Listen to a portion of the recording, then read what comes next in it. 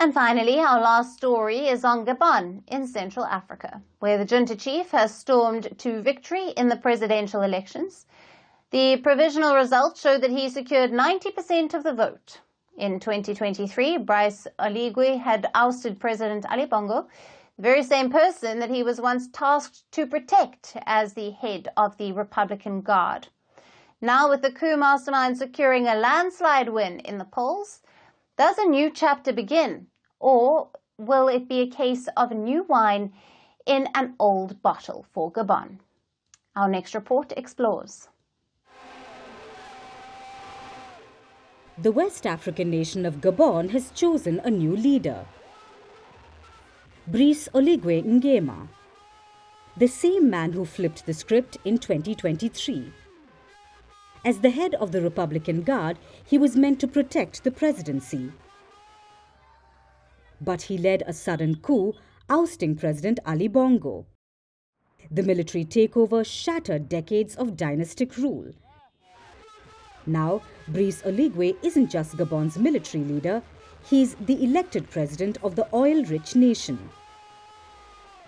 During the election campaign, and I told you, there is no happiness without effort. Tomorrow is a working day.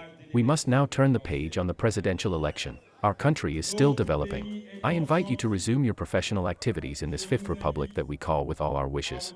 Let us be builders, builders of peace and justice. May God bless you. May God bless Gabon. Thank you for this great victory. Voting booths opened in Gabon on April 12th. He stood against 7 candidates, but none came remotely close to challenging his grip on power. Even his main challenger managed to garner just 3% of the votes. And in contrast, Brice Oligui's vote share was 90.35%. The victory means he gets a 7-year term. At his campaign headquarters, the situation was tense. As the results were being announced, all eyes were fixed on the screen. Then came the big news. Brice Oligui's supporters erupted in joy, cheering and clapping.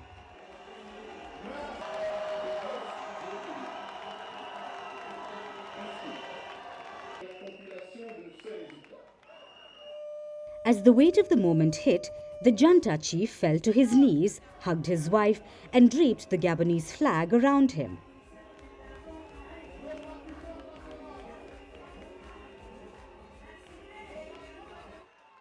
For about 10 years, he spent time outside the country, away from public consciousness, after he was dismissed by Ali Bongo's inner family circle. Years later, in 2018, he surfaced to Gabon's political landscape. That's when he was appointed the intelligence chief of Gabon's Republican Guard.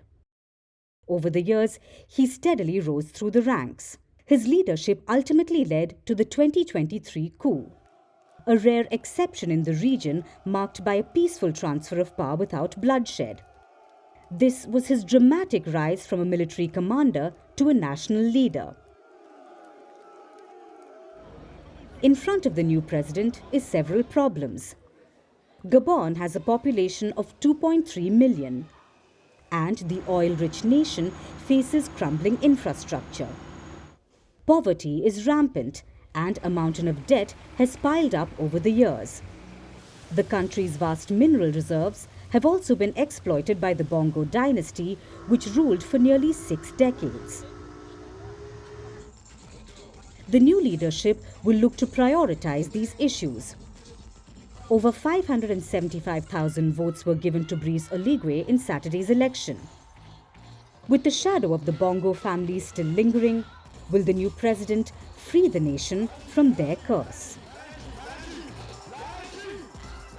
Greeting you with aloha and namaste. I love India. Presence, occupation of a territory by another country pertains to India, what we saw in Kashmir. How do you see Trump's America? Yes, the current administration behaves differently from the previous administration.